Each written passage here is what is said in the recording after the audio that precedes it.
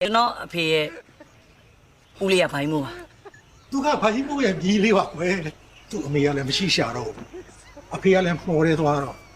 စောင့်ရှောက်မဲ့လူမရှိလို့ဘာကြီးမို့ကခေါ်ပြီးတော့စောင့်ရှောက်ထားတာ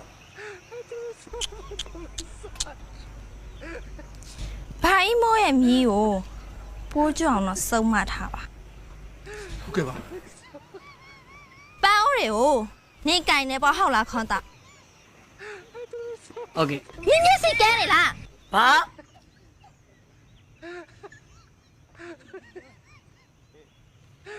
အကမ်းမ မကဲနေမျက်စီအပွင့်မပွင့်နဲ့ပန်းကိုမမြင်ဘူးလားဟိုဘက်ကအိုးတအိုးမှာ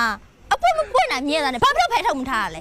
ငါလာရင်အပွင့်မရှိတဲ့နှင်းစီမမြင်ချင်ဘူးလို့ပြောထားတာနင့်ဘာရဲ့ပြမပြောလား ဟိုဘက်ကပန်းအိုးတွေကိုဘာကြီးမို့လဲကြိုက်ပါလေကွယ်ဘာကြီးမို့ကမျက်စိမကောင်းတော့အဲ့ဒီအိုးကိုမမြင်မိတာဖြစ်ပါလိမ့်မယ် အဲ့ဒီဘက်ကိုဘာကြီးမို့ကင်တာမို့ကျွန်တော်ကင်တာနင်းစီပွင့်မပွင့်တာလဲကျွန်တော်မြင်ပါတယ်ဒါပေမဲ့မနှက်ပြန်ပွင့်မဲ့အဖူးလေးတွေကိုတွေ့နေလို့မဖဲတော့ပဲကျွန်တော်ဒီတိုင်းထားခဲ့တာ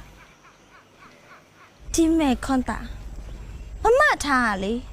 အနက်ဖြန်ပွင့်မဲ့ပန်းကိုစိတ်မဝင်စားဘူးဒီနေ့ပွင့်မဲ့ပန်းကိုပဲမြင်ချင်တာအဲ့တော့အဲ့ပန်းဒီနေ့ပွင့်အောင်လုပ်ပေးဖို့မင်းမတာဝန်ရှိတယ်တာအဲ့ပန်းကိုနားယူခဲ့